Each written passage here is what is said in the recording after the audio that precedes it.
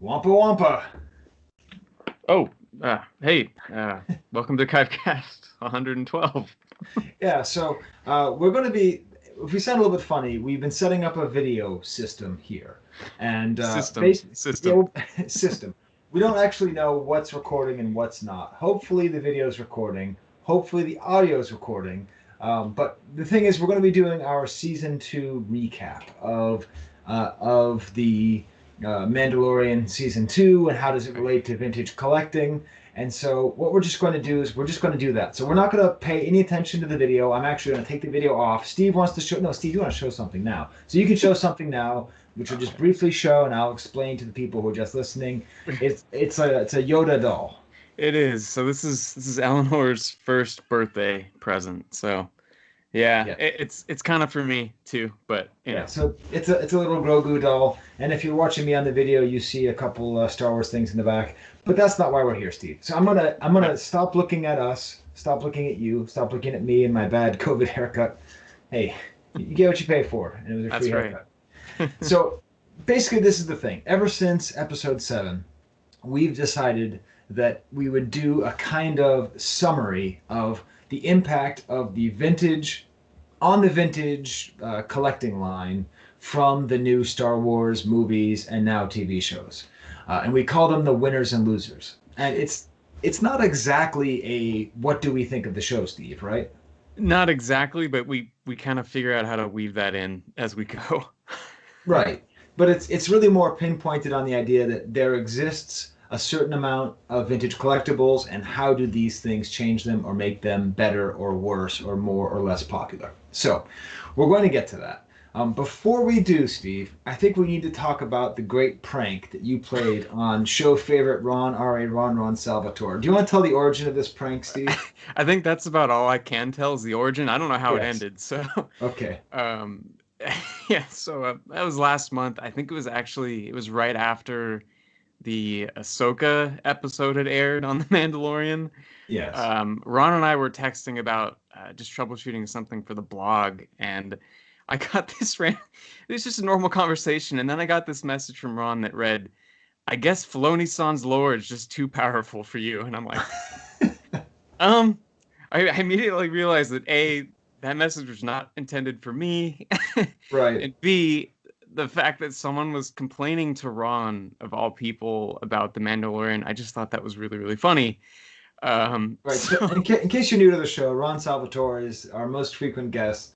He is one of the inspirations behind the show, one of the best, the highest level thought about toy collectibles and the process of making them and the meaning of collecting them. And he accrues knowledge and shares it. He does everything. But one thing he doesn't do is give a flying flip about anything new Star Wars. And this goes back to probably around 2002. He must have given up on Star Wars with episode Yeah, 2.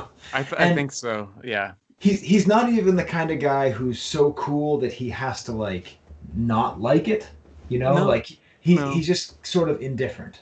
So he doesn't, he wouldn't have an opinion about Ryan Johnson as an example.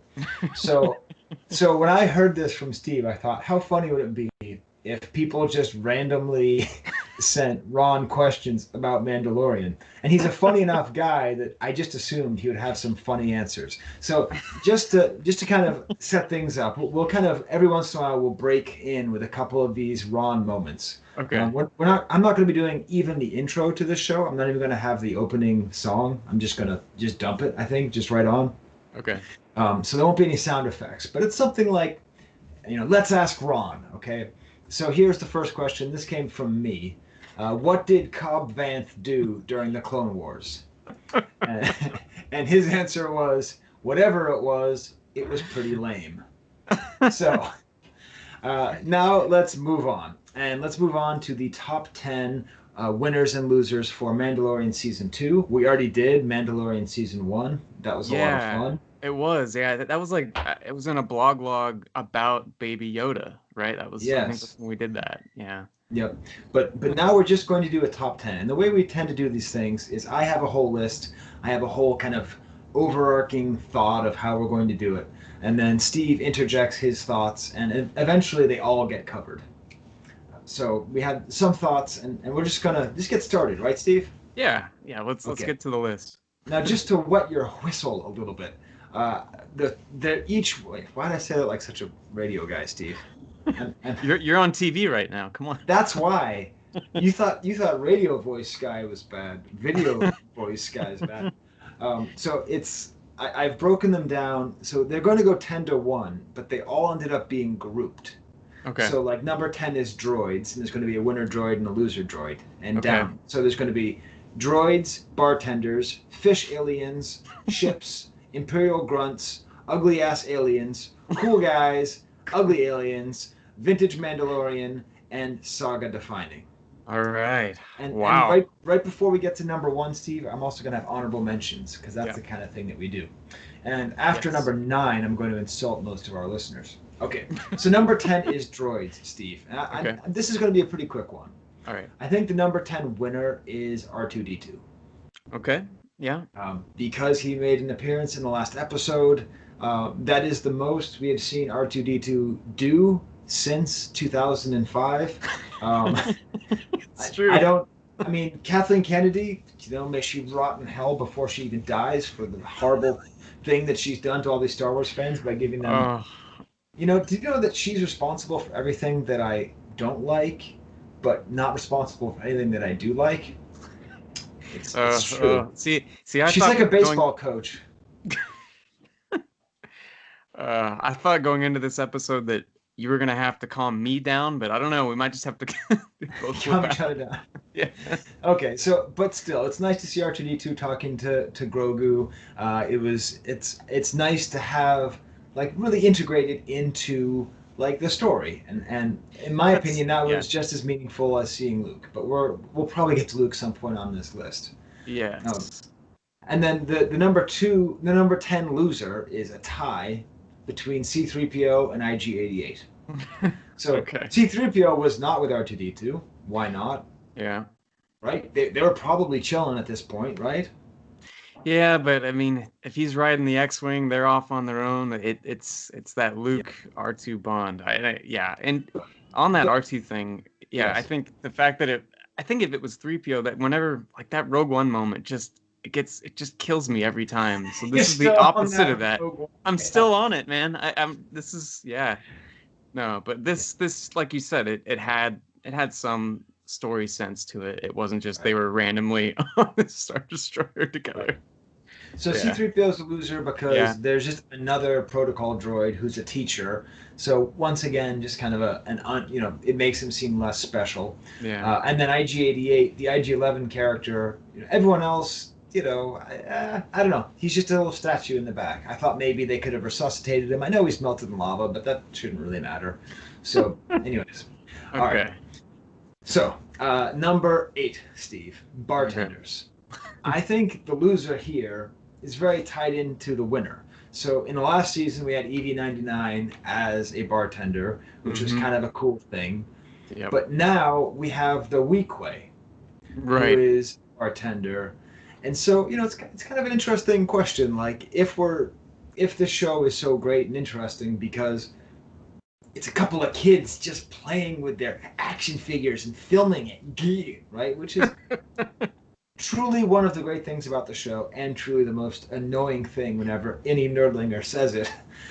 Yes. Like if you're having fun with your action figures and you're setting them up, I think that the Weequay was a more interesting character. I like having a Weequay doing something else that isn't fighting, and I like seeing him there. And then the fact that in the Bill Burr episode, they didn't use Weequay as the skiff attackers, the Weequay species is a little bit more enlarged, a little bit more interesting, and EV99 was outshined as the Mandalorian bartender. What do you think about that hot take, Steve? It's hot. No, I like it's funny. I mean, they've been doing this for a while, but giving those aliens just regular kind of just English speaking voices and roles, I think that's kind of fun to see that in live action. So I mean, that guy, it made sense to me. Right. And actually, Bill Cable asks Ron, in the post-credit sequence of episode 16, we hear Bib Fortuna call his guard Weequay, but Weequay is a species, not a name. Was this a mistake by the scriptwriters, or did Bib just call him out like if you say, "Hey Wookiee" to Chewbacca? Ron's response was, his actual name is Jerome. And if you were a real fan who reads the comics, you would know that. So there you go. It's interesting because that's the Weequay, who's a bartender, was just called a Weequay, and the Weequay at the end of the last episode was also just called Weequay. So there you go. Yes. All right, let's go to Fish Aliens, Steve. How do you think this is going to break down for me? Who wins and who loses as far as the Fish Aliens go? Well, see, it's the thing. A point I was thinking about with this is that I had a hard time coming up with a list of losers based on that point that you made, that they're basically just trying to fit in 3 or 4 vintage characters or toys into every episode. Right. So I don't know. When it came to that episode, I thought they were both winners, but I'm curious to see which one you thought was which. Admiral Akbar is a loser. Because this is why. And the reason that Squidhead is a winner, and Admiral Akbar is a loser, is that the Mon Cal species, right, the Admiral Akbar species, first of all, they used to fit into a kind of a lore, especially with the Clone Wars, of being a sort of more sophisticated species. Now they just turn into like weird little J. Crew wearing weirdos who are like alongside the Weequay, so alongside the Squidheads, the Quarrens. Right. So like it sort of breaks down that like you think of the Mon Cal as being this sophisticated. They're the admirals. They're not the grunts. And so Admiral Akbar doesn't get anything for a bunch of Mon Cal wearing sweaters, looking like extras in a Bon Iver video. You know what I mean? Like this, you can't take your Admiral Akbar figure and play with it in the Mandalorian sense. However, the Squidheads are great because they're complete jerks. Yeah. They almost get Baby Yoda killed, Grogu killed. Let me tell you the story about the Grogu thing. We were watching it with my daughter for the first time, and she got really excited when they said its name, but then she didn't really catch what it was, but that didn't deter her. So she's like, oh my God, they just said his name. It's Gornu. Oh my God, they just said his name. I can't believe it's Grognu, Gregorian, Grindelwald. Anyways, so the fact that the Squidheads were speaking, they looked a little bit like those Davy Jones aliens in Pirates of the Caribbean. Yeah. But still, the pirate voices, I think that matches that tracks pretty well. Right. They were great, and they're complete a-holes. That's what they are. Right, and that's what they're supposed to be. And having the Admiral Akbar species there, I thought they were losers, just complete. Total losers. If you collect Admiral Akbar, your collection just went down in value because of Mandalorian. The sweaters, man. Yes. I would blame Kathleen Kennedy on that. Yes. And if you're a Squidhead and your collection goes up, I would thank Dave Filoni. Okay. Right. All right, Steve. So that's number 8. Speaking of things that piss people off, can we talk about Ahsoka for a second? Sure. There's something going on, Steve. Did you know that? Are you cool with all the Ahsoka fandom? Is it? I don't know. It's I guess it's odd in a way. I have a lot of like very good friends who are Ahsoka fanboys. So it's just I can't get into it because you're introduced to the character when she's 13, and so to me. She's 13, and it's not always overtly sexual, but like maybe 1 in every 50 posts about how great Ahsoka is, there's like the one of her like in a bra or something, and it's something about it just doesn't quite. I mean, it's one of my favorite characters. I mean, I loved Ahsoka from the first movie. Like I knew what they were doing with Ahsoka. She's great, you know. But anyways, I've been working on naming them. I named them the National Association of Man Boys Who Love Ahsoka. Or NAMBLA for short. That's what I. Okay. I said I'd piss everybody off, Steve. That was. Ooh, yeah. I don't know. I guess I just see more of the like modern toy related posts to Ahsoka, and it seems very popular. But I don't know. I'm not. You're much more Facebook savvy than I am these days. Yeah. You know what's going on. You know what's going on in people's brains better than I do. I mean, she has the Fett effect. Like people will spend. Premium times for an Ahsoka piece than they would, Obi-Wan, or maybe it's because like that's the main way that I don't know. I mean, the same thing happened with Harley Quinn in Batman comics. There's Okay. just this weird, oh my God, Steve, this is gonna get Gargan Largan, but there's just a weird sort of like what do male fans accept as female involvement in the things that they perceive themselves of owning, right? Of the properties that they own. Yeah. So like Harley Quinn and Ahsoka somehow hit just the right note for male collectors of being like sexy but not being about being sexy, and like strong but not actually about like being, Captain Marvel in your face feminist strong. By the way, Captain Marvel is one of the worst movies of all time. I'm a feminist. I can say that. Movie is absolute garbage. Right, but like I don't know. So there's something to that, and then it all just gets wrapped up with just it's all Kathleen Kennedy's fault. Okay. Right. Yep. Am I going too fast, Steve? Am I too excited by this video thing here? I think you're okay. We got a little ways to go. You're gonna get into the groove here. It's true. Okay, so we just had the droids, the bartenders, the fish aliens, and now the ships. Okay, wait, hold on, wait. I got a droid addendum. What about 8D8? Okay, I don't always know the difference between 88 and 99. Did I mean 88 when I said 99? No, you had that right. 99 was the bartender. It was he just makes a quick. It's one of those just blink and you'll miss it cameos in the. I think it was the Ahsoka episode. He just kind of walks by, but oh really? They make a point of him just being the only character on screen. But it's one of those where it's just like here he is. Same with R5D4 barbecuing the meat or whatever. Right. Or I don't know, I guess it wasn't him, but anyway, you know what I'm talking about. All right. Well, that's interesting, Steve. I did not see it. I guess if I did, that would make it into my honorable mention category, which we'll get to soon. Okay, so for ships, I think the winner is very clear, and this might even be higher than the number 7 winner. That has to be the troop transport.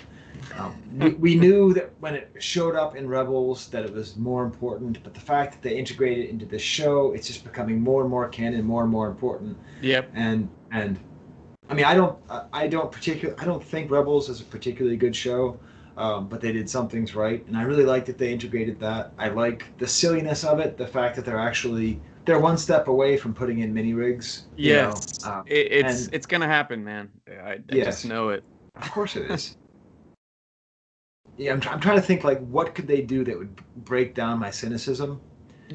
I think if they had Bosk in a Cap 2, I would lose my cynicism. Whatever cynicism I have, like however too cool I am, I would like, oh my God, Dave Filoni saved my childhood. Jon Favreau could do no wrong. Yeah, did you like the Lion King remake? What? All right. Which, by the way, was actually pretty good. All right.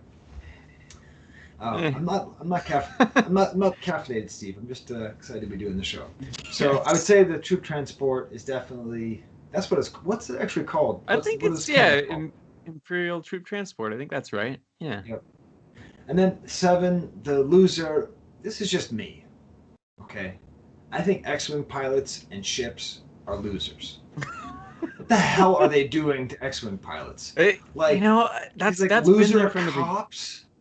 That's kind of been there from the beginning, which is something that I think it's funny. Like some of those pilots in the original Star Wars they're kind of goofy, and they've just maintained that ever since. And I don't know. I think I'm sure if you saw TIE pilots without their helmets on, they'd be pretty goofy too. But it's the fact that it's just dudes, like I don't know. It's the way that they're in the show, the way they're just like neighborhood cops, like waiting behind a billboard to pull over the Razor Crest or whatever. Right. I don't know, like the way they just show up. Like to me, a lot of the X-wing pilots, they looked goofy, but like they're pilots. They're like badass pilots. They're not, Paul Blart space cop. You know what I mean?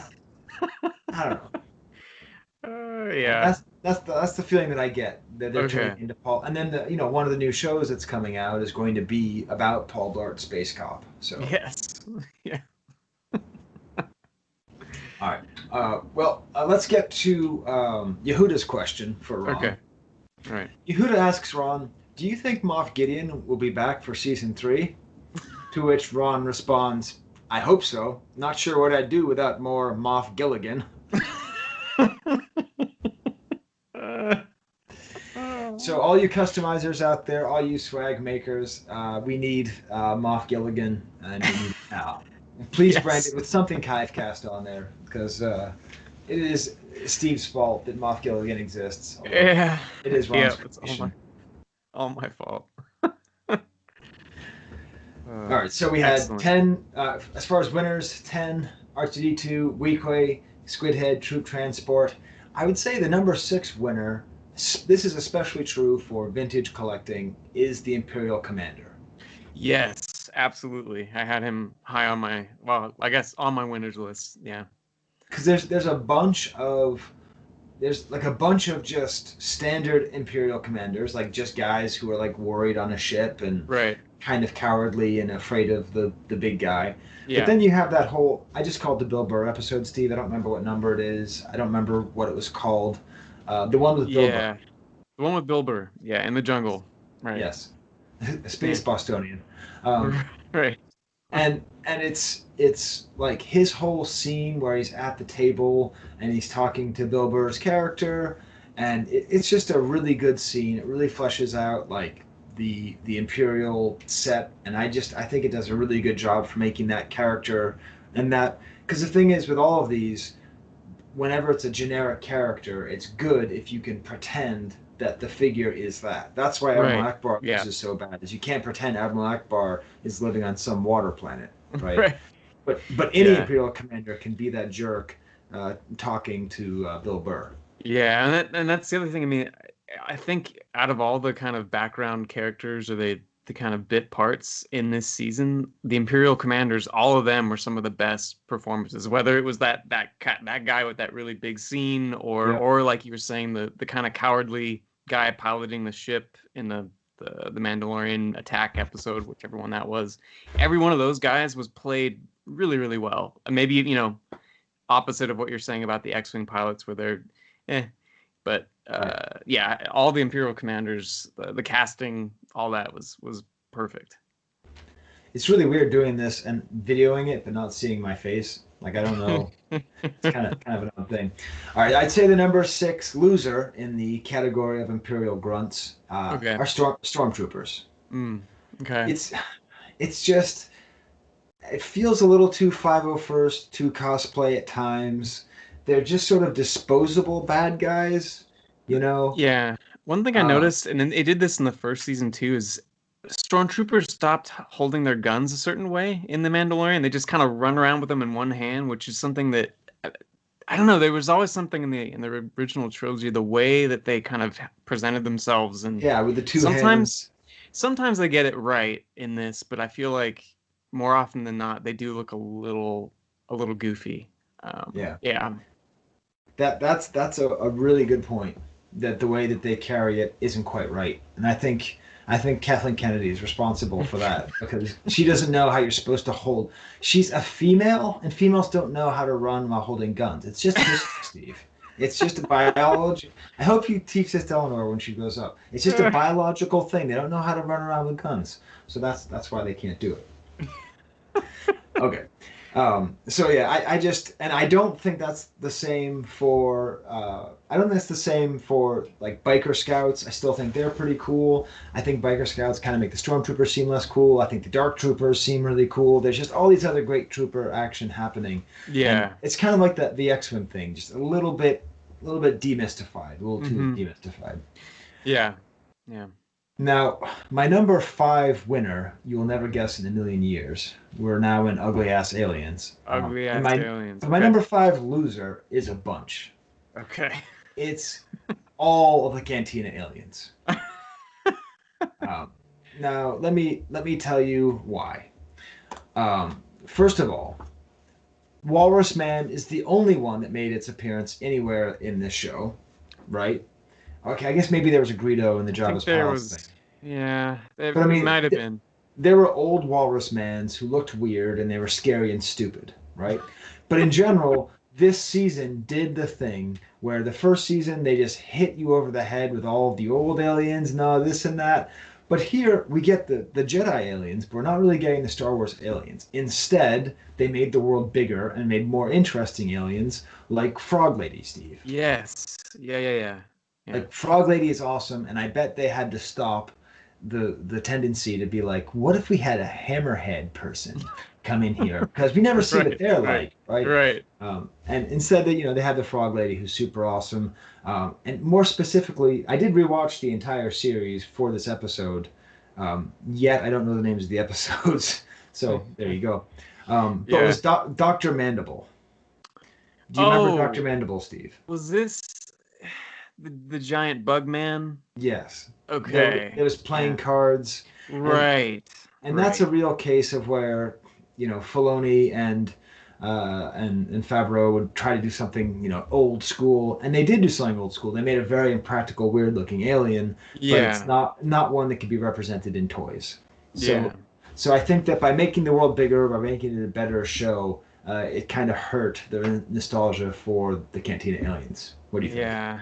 Yeah, I guess out of all those, Hammerhead's the one that lost the biggest, because you do see, I think, a Greedo guy at some point, like you said, and there are walrus men present, but I guess there's no snaggletooth.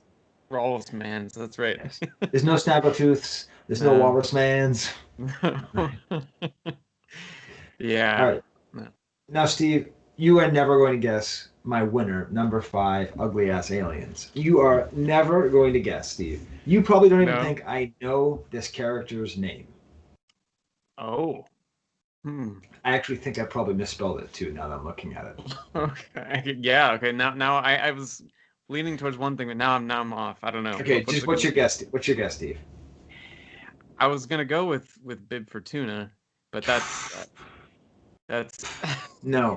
Ugly Ass Alien Kleb Zelok. Oh. Or is it Zlelok? I don't know how you say his name. Hold on a second. What? Why am I saying Kleb Zlelok is one of the winners from Mandalorian Season 2? Why is that? Because the Mining Guild is wearing Kleb Zelok head. I haven't seen anybody mention this. Yeah, it's in the first episode. Okay. Yeah, the one with Cobb Vanth. Right. Yeah, and they come in and they're wearing straight up Kleb Zelok. And Kleb Zelok was a miner, I believe, or he was in charge of a mining thing. Yeah. So this was very clearly going back. Now, okay, it's hard for the Kleb Zelok market to go up because it's an unproduced droid Ewok, but still, when we look at all of the unproduced droids and Ewoks, it is my opinion that now that Kleb Zelok's headgear has featured in The Mandalorian, that's going to put him up over other unproduced droids figures. Yeah. Like if Admiral Screed made his way in here, don't you think that'd make a difference? Or if someone dressed like Admiral Screed made a difference? Yeah. Right. Yeah. Or Bondo. Got to get Bondo in there somewhere. Yeah. I used to try to think of the ones that I knew. I don't know if I know the names of the rest of them. There's Gaff, or is he droids? No, yeah, there's Gaff and Bondo and Bungo and Jerome. That's gonna be a fun era of the Kivecast whenever we get there. Oh man. Okay. That's deep. And Jerome is the name of the Weequay now on the Kenner figure, just so we know that Ron has named that. Yes. That's canon. Okay. Now, Steve, in the category of cool guys, winners and losers, you were onto something. You were onto something with the number 4 winner is Bib Fortuna. I thought about this a lot because, in a way, he's a loser because he gets shot right away. But the idea that he's alive and that he took over for Jabba is a totally believable thing. It makes me excited. I think the show looks particularly good. Like it doesn't excite me, right? They might pull it off. I totally believe that Favreau could pull it off, but I also know Kathleen Kennedy's there, so she might just come in and just ovary all over it. But I love the idea of Bib Fortuna getting to be the Major Domo, becoming the guy who takes over. Yes. Richelieu taking the crown, and obviously the nod of him having the vintage staff. The staff, right. I mean, that's I know it's nerdy and I know it's fan service, but also shut up, I don't care. You know what I Right. mean? Yeah, no, because that's one of those where I go with the shut up, I don't care. because why doesn't he have a staff? He can have a Right. staff. There's I no mean, problem with that. that's yeah, it's a sign of leadership. Um, Right. yeah, and I like that that was Matthew Wood who played him in the prequels, I think. And Yes. he's got a great, he's a sound guy, but he's got a great voice as well. So I Yes. think his performance there was it was excellent.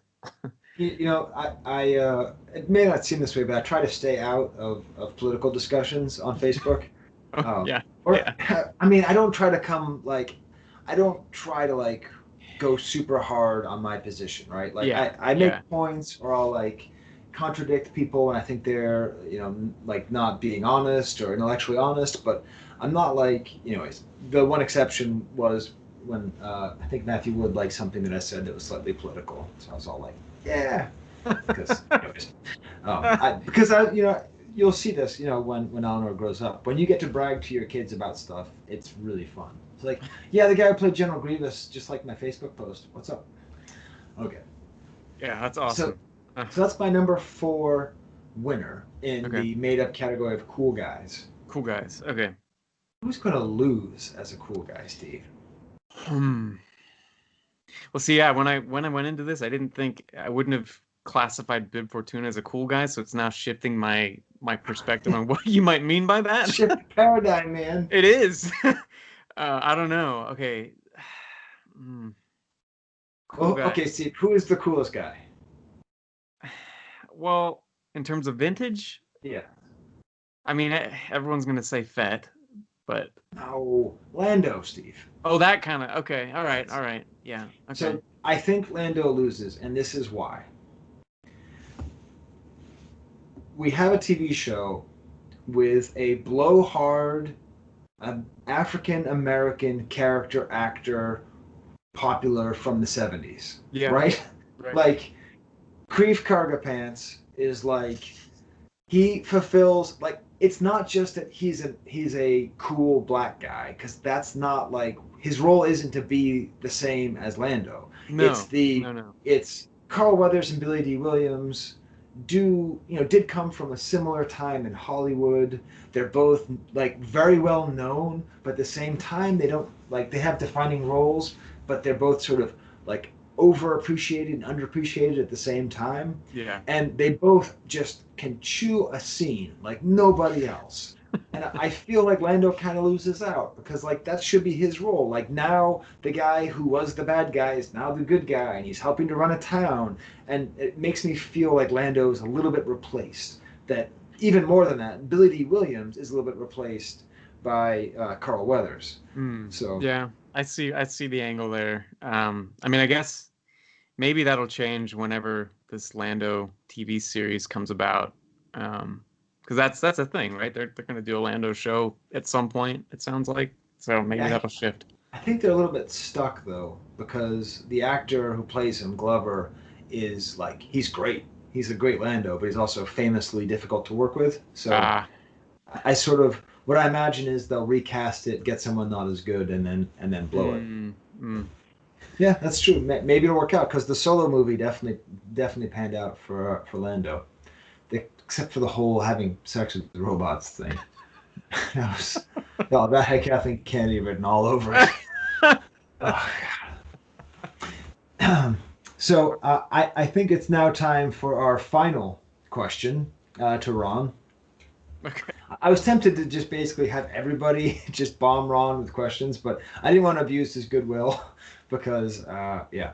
Okay, so Michael Hooper asks the question. Hey Ron, what's up?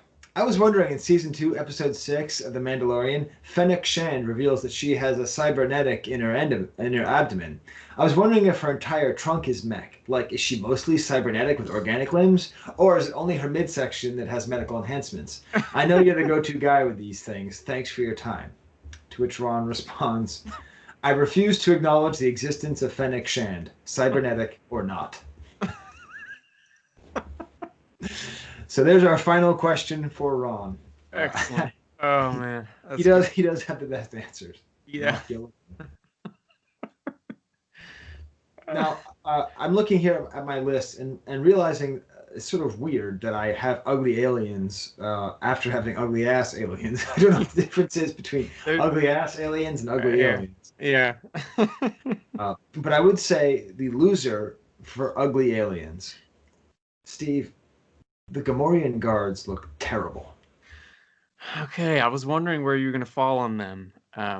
They look odd for sure. I have to Um, plug in my thing. Wait, you sing for a second. I uh, gotta plug. oh, Thought I I don't know plugged in about my thing. singing, but Oh crap! uh-oh. Ah, son of a. Ah. Okay, I got it. Back You all here. right there? Are you singing, Steve? You okay? Okay, all right. Okay, there we go. Professional. Okay, Steve, were you singing? No, I wouldn't clarify as Okay.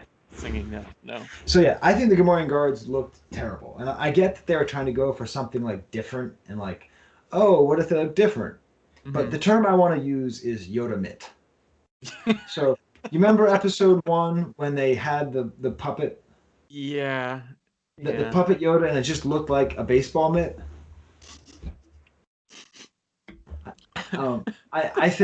I think that the Mandalorian crew gets way too much credit for how good they are at recreating stuff. Like the Gamorrean guards just look silly to me.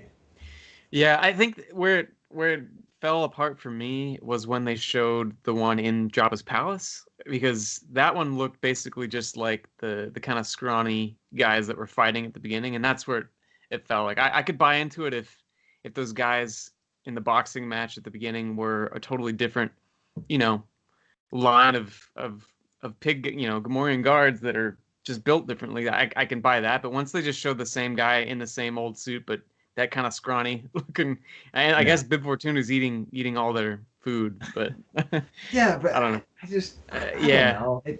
Like I was trying to imagine if I was a Gamorrean guard collector and I saw that, I'd be it's like, yeah, no, this is it. great. I'm It so reminded happy. me of the kind of odd looking Wookiee in Solo. What did you think about that? Like, does that fall into that category A for you, or little does bit, that? yeah. Yeah, I Yeah. mean, Chewbacca looks so good that it didn't really matter. But Right. yeah, Right. like the Yeah. way it's like not quite there. It's not quite the way it looks. And Hmm. I don't know. Yeah. But to the contrary, Steve, the number 3 winner, and this was almost my number 1 winner, Mm. is Tusken Raider. Yeah. Yeah. Oh. The because this is what it did. It did things that okay. Also, the Gaddafi stick, the fact that Boba Fett used it so well, Hmm. that was awesome. That was evocative. You know, Yeah. you're talking about playing with toys and accessories, and the idea of giving Boba Fett the Gaddafi stick to knock out stormtroopers. That's the show at its goofy best, right? Yes. But Yeah. but what I loved is that they built on what Lucas did with Episode Two, because what Lucas did with Episode Two was super. It was really cool having the Tusken Raiders and really making the parallels with the Comanche and in old John Ford movies very Yep. concrete, and just having them with the males and the females and the dogs and everything. And then this took it and made it go further and had Yep. their language and had them with sign language. It was just really great, and I Yeah. loved that they worked with them. And I yeah, you agree, Yeah. It's Steve? one of those things. Like, I feel like you're saying with the Gamorrean guards coming across is just not quite right. There are a couple of shots of Tusken Raiders where I feel like in the prequels they looked goofier than they did here. They actually it looks truly authentic, and I don't know if that's just the way that they got them to ride on the banthas. Everything looked right.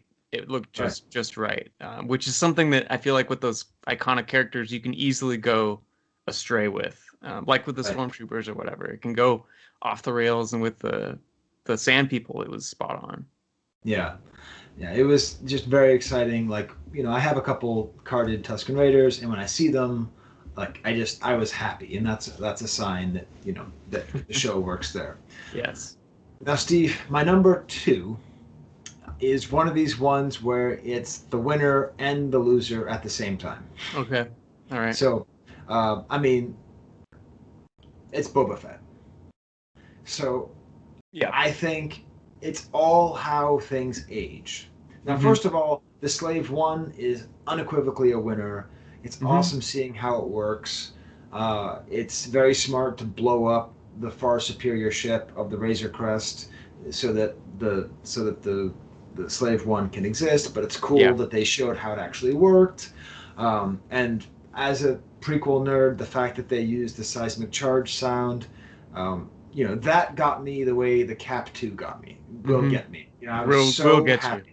Just anytime they acknowledge the prequels in a meaningful way, I love it. Right, so that's great. Yeah. And I would say that the 12-inch Boba Fett is unequivocally helped. Right? Absolutely. Yep. Why do you think that's the paint scheme, right? Because it's got that really clean and it's got a unique color scheme that is very reminiscent to me of what they did when they repainted his armor in this. It was I was thinking just because the viewfinder. Oh, okay. Because you see how it works. Yeah. But Steve, why would I possibly think that Boba Fett could lose the Mandalorian? I don't know. I feel like we talked about this in the first season too. Just the fact that the Mandalorian is basically kind of repurposed the old Boba Fett lore, and that's obviously changed now. Things are way different. But I don't know what is it that draws you back here? It's like, if there's one thing Episode 7 has taught us, it's be careful what you wish for. Yeah. And if you get it, wait. Just wait, because you're going to hate it. You are going to hate it so much. You're going to have blood coming out your eyeballs. You're going to hate that they gave you what you wanted so much you could snap a pencil. Never, ever give a Star Wars fan what they want. Ever. The second that you do, they will shower you with praise and tell you that this is the greatest thing since Empire Strikes Back. And then the second that those French fries are at the bottom of the bag and they're a little cold, they're going to throw them out the car and say, this is garbage. French fries used to be better. I should have went to Wendy's. I kind of get that feeling here. Where, Boba Fett's totally awesome, and I love that they stuck with the idea of having it be Tamura Morrison. I think that's great. I think that's gutsy. But, the paint job is stupid. It looks terrible. Just no one doesn't think it looks terrible. We all know it looks terrible. We looked at it and said, why did he repaint his helmet so that it looks bad? I wouldn't want a toy to look like that. I don't want Boba Fett to... But no one said anything, Steve. Nobody else said anything because we're not at Episode 7 yet. No. We're not at the point yet where they go, did you know it's basically just a reboot of Episode 4? We're not at that point yet. No. But we're going to get there. Yeah. Wait, I'm sorry, Steve. My Biz Markie alarm clock just went off. I have to go across the room to turn it off. 1 second. You might think I'm joking. No, I can hear it. It truly is a Biz Markie.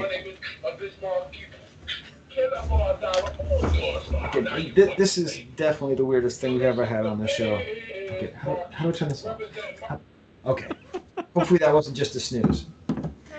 So we all just have to admit, it looked bad. Right? Am I wrong, Steve? Does anybody think that looked good? The helmet when he painted it? I don't know. I guess this is where I land on it. I was always kind of indifferent about Boba Fett, and then especially to me what this whole thing with Tamura Morrison. I'm going to pivot back to that for a second. I really didn't like the way that he was dubbed over in the special editions or whatever. But his performance in this is it's completely different. It's not flat. It's interesting. He does great. I don't know. To me, it was a little bit of a redeeming thing overall for Fett. It made him more interesting for me than he had been, I think, up until this point. But in terms of the armor, I just don't care that much. I think it's back to it doesn't really bother me. Right. But I don't know, man. I can see though what you're saying. I could see the fries getting stale in a little bit here. I mean, the thing is that I agree that what they're doing is they're potentially making Boba Fett a very interesting character. But the reason that everybody loves Boba Fett is that he looks cool, he doesn't talk, you don't know what's up with him. Right. Right? Right. Yeah. Lucas messed with that with episode 2. I think he did it well because it's just kind of a weird thing, just sort of like out of nowhere. Yeah. But in this case, I don't know. And I saw a lot of people fat shaming Tamora Morrison. My problem isn't that he's fat. It's that it's something is Yoda mitt about Boba Fett.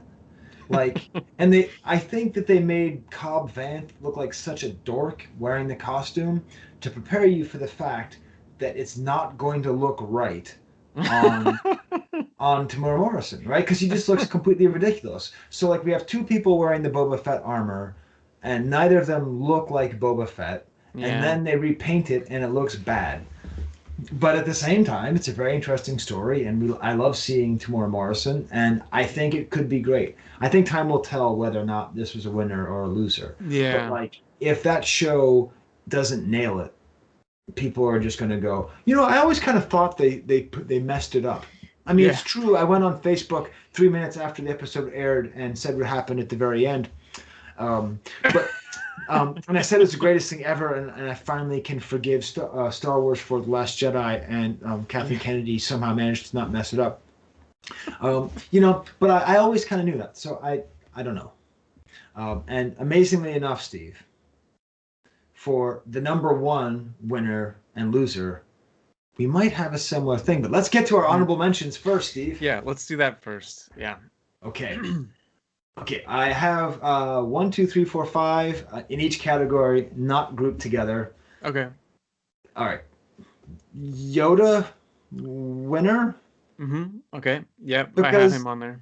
Because he didn't lose, right? Like he wasn't less special. They didn't really talk about him. His connection to Ahsoka and the Ahsoka episode was good, but I don't really want to put him on the list because he didn't win big. Right. Yeah. No, I totally agree. He would have been on my honorable mentions. I'd say a mild loser is Jawa and Sandcrawler, because they're in it again, but they weren't as featured as they were in the first season. And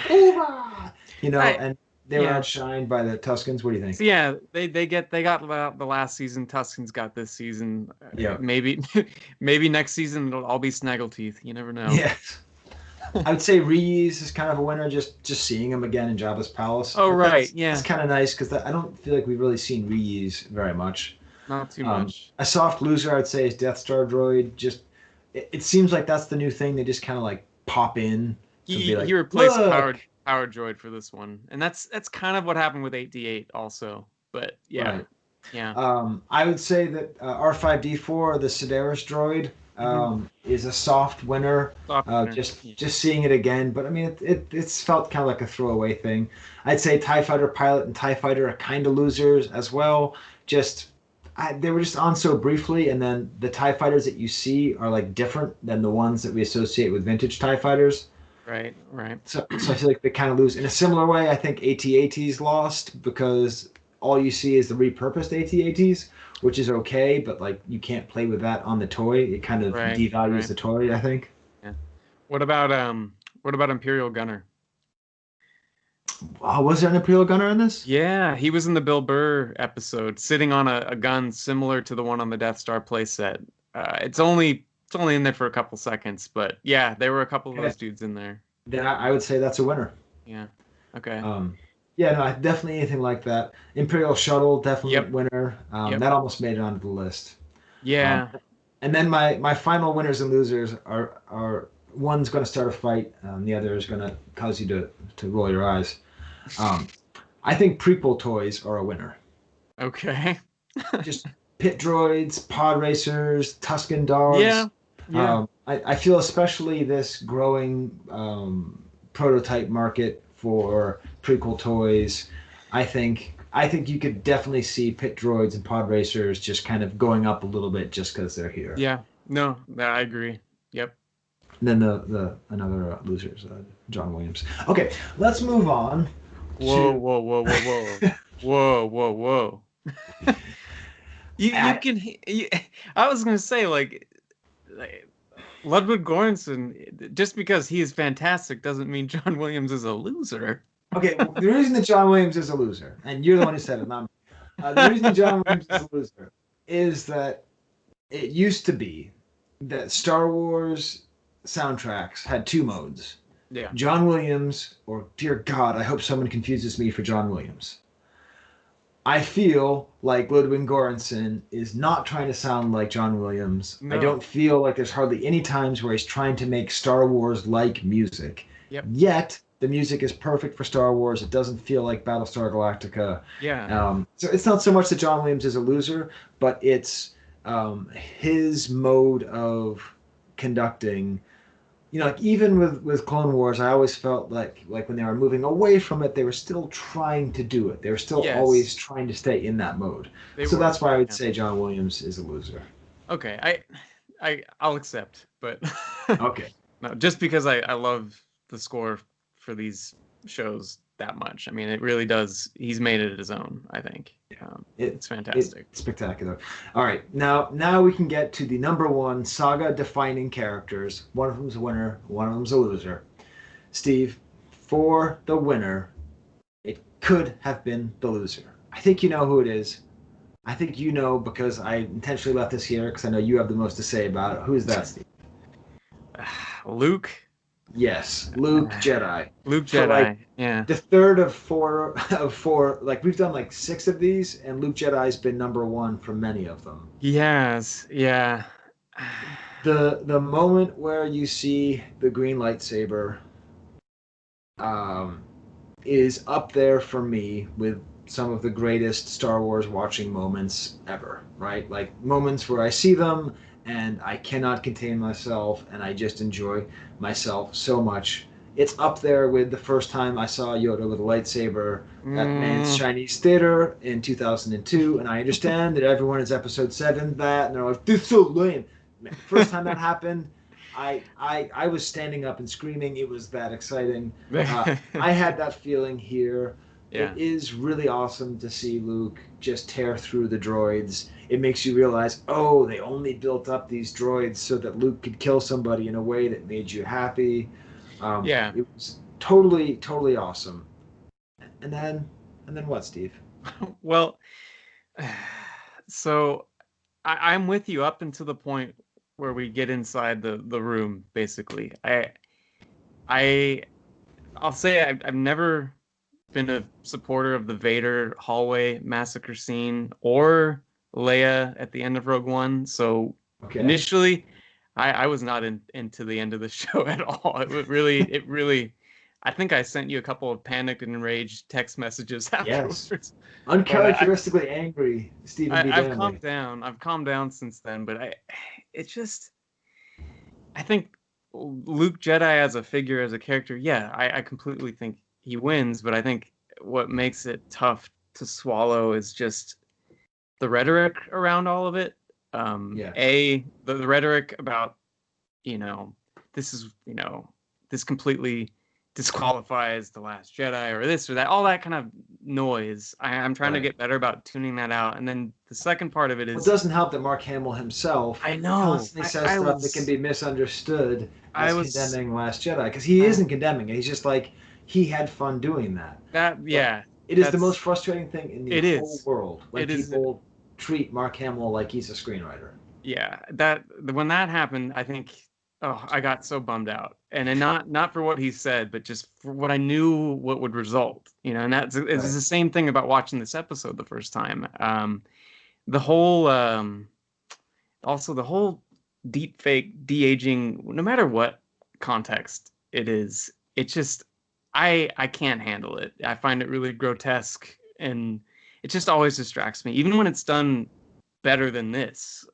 So do you know what's one reason you might think that it wasn't that good in this case? It's because it was terrible. It looks garbage. It's horrible. You might as well be playing Shadows of the Empire on N64. It looks terrible. It doesn't look like Mark Hamill even a little bit. It looks like garbage. Yeah. And if you want to talk about an Episode 7 moment, Steve, Everyone is sitting there and they're just creaming their Jordashes about how awesome it is and how great it is, and they're all just saying, "It looks good. No, it looks good. It looks Yeah, see, good." And they feel that in the back of their head, Steve. They feel that little bit of cognitive dissonance, that little bit of magical thinking that's just creeping into their mind. That's telling them 2021 is going to be better than 2020. And also another thing about that is that, you know what? This does look good. This doesn't look weird. This doesn't make me really, really, really unhappy and unsettled in a very, very, very deep way. I'm not watching Polar Express. I'm not watching Polar Express. Yes, you are. You're watching yeah. now. Narratively, it was a great moment. Oh, yeah. I was moved enough that I did cry, even though a bunch of emotionally stunted, jerkwads are saying the same thing. Or, can you believe I cried? But yes, it was very moving. It's Yeah. a great scene. I, Narratively, it worked perfectly to have Grogu go with Luke. I love that yeah. idea. It's I awesome, do but too.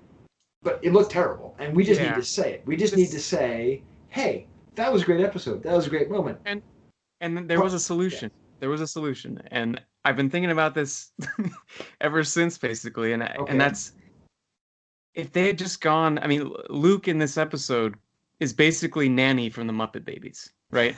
okay, all right. So Explain.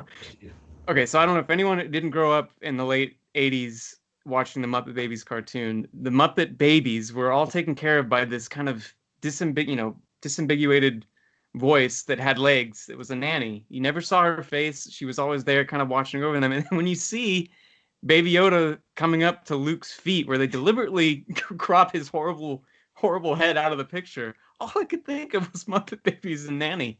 So if you can have all the badassery, you can have all that, you can have them come into the room. There's ways that they could have done this where they didn't have to just, you know, yeah, I don't know. I just The funny thing was, Steve, you sent me that this deserves the Jeff Goldblum treatment. They were so busy thinking about whether or not they could, they didn't think about whether or not they should. I would say they were so busy ignoring that they couldn't that they yeah, didn't think about if they should. It just yeah, doesn't that's work. more And accurate. It's more accurate. Yeah. and I'm not upset the way that they did it because I like having it acted. Hopefully, they will George Lucas it in the future and make it look better, because the technology is only going to get better, right? So hopefully Yeah, that will work. I guess that is the weird thing because it's been done in other things a lot more convincingly. It's still very distracting, but for whatever reason, like these two times I've done it with Star Wars, it's just like, ah, Yeah. it's not right. But yeah, I don't know. Like you, I think what really the Luke part of it was exciting up until that point, and then when I just like cut that out, narratively it's very moving, but then really it's to me, I just don't even think about Luke. I just think of Ludwig Göransson, that puppet, and Pedro Pascal. Like that is Right. it. That's the show. And so it was kind of, it's sad that I don't know, I wasn't quite ready maybe for that to Yeah, yeah. end. To eclipse the, yeah. Also, kind of the moment was a little bit overshadowed. The meaningful moment of the Mandalorian and Yeah, and Grogu learning from each other and moving on. that's my biggest concern whenever they do these things to please everyone right in the moment.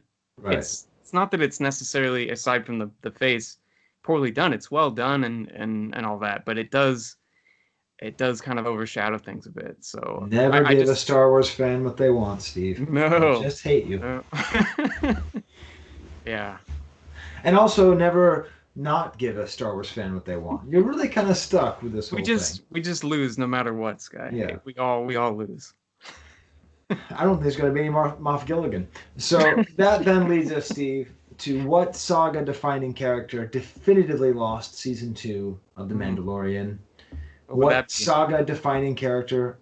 Power Droid.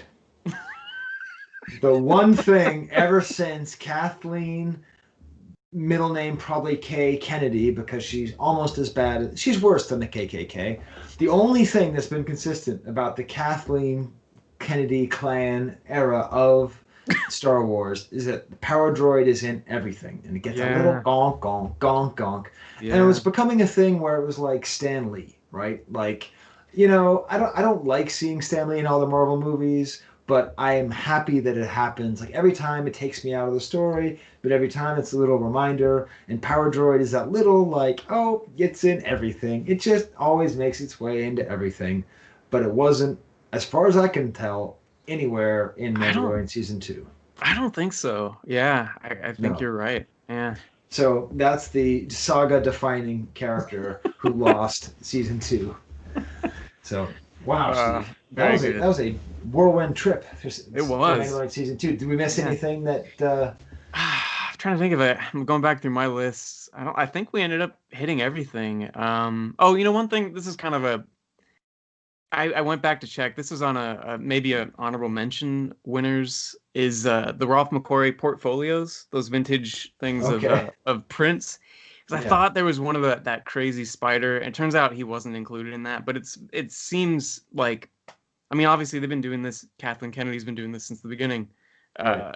Getting the Macquarie unused stuff in there and Well, making it sometimes real. it's Filoni who does it. Like when I think Right. Yeah. it's Yeah. really great, like the spider. But Right. other Right. times Other it's times overdone.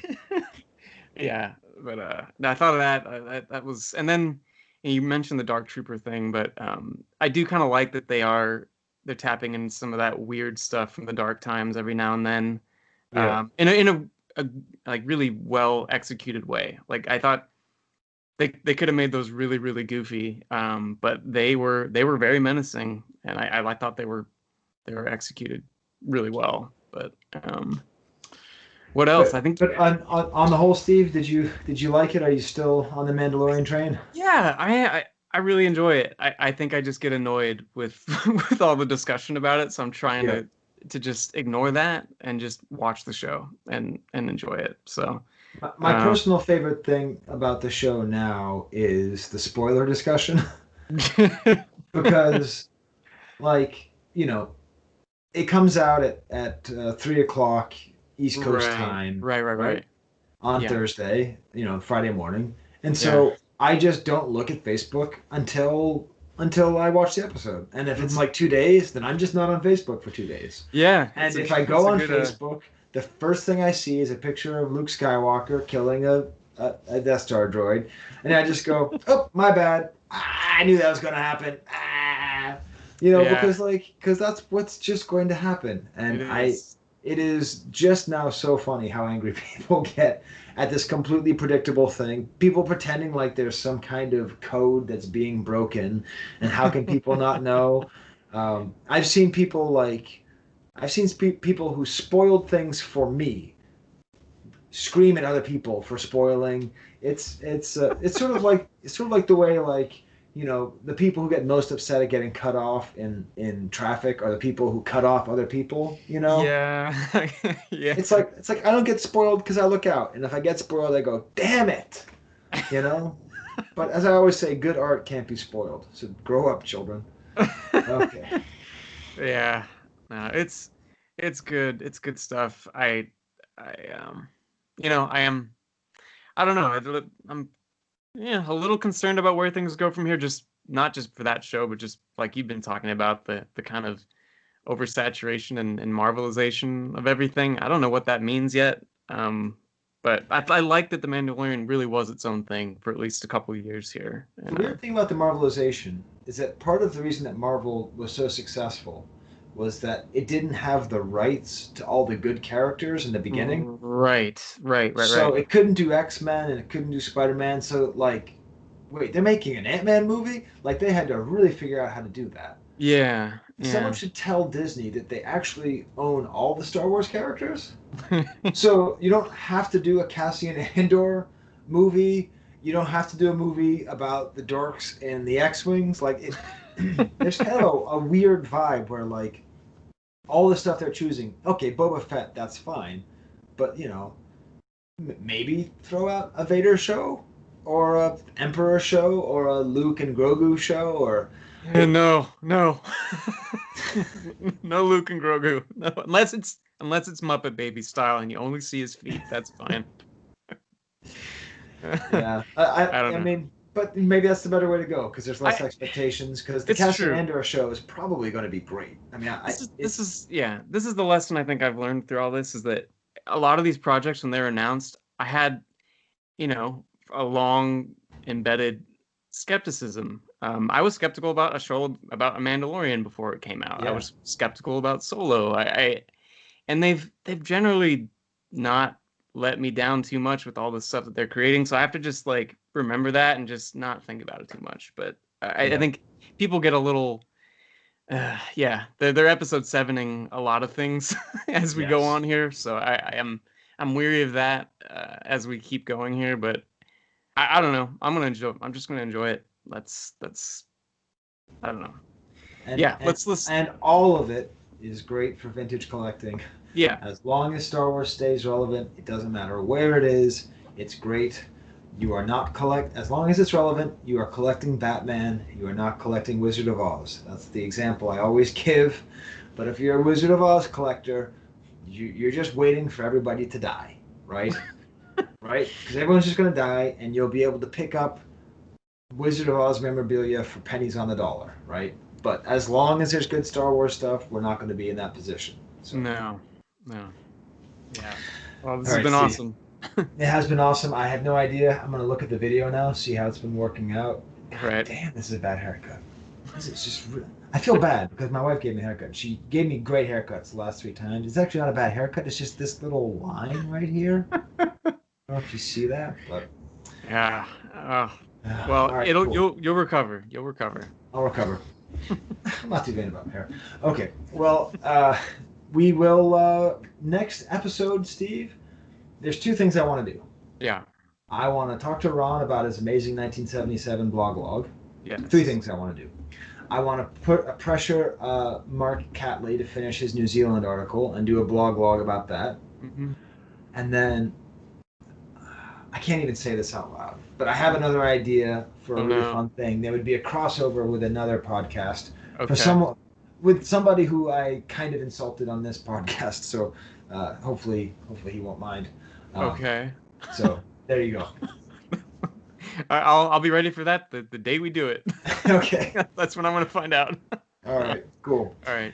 Well, in that case, I'm going to figure out how to hit stop on this recording. Stop recording. Wampa Wampa. Adios.